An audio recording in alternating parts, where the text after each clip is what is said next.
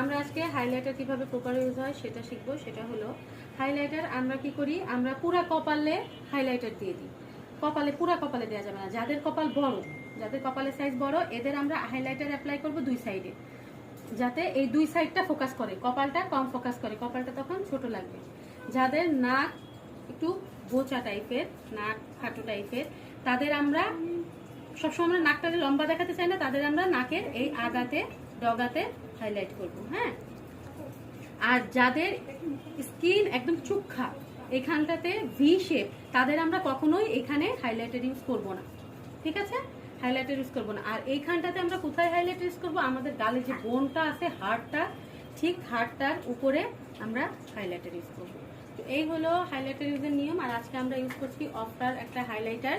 তো তোমরা এমন ছোট ছোট মেকআপ সম্পর্কে টিপস অ্যান্ড ট্রিক্স পেতে অবশ্যই বেশি বেশি লাইক, কমেন্ট, শেয়ার করবে। টাটা।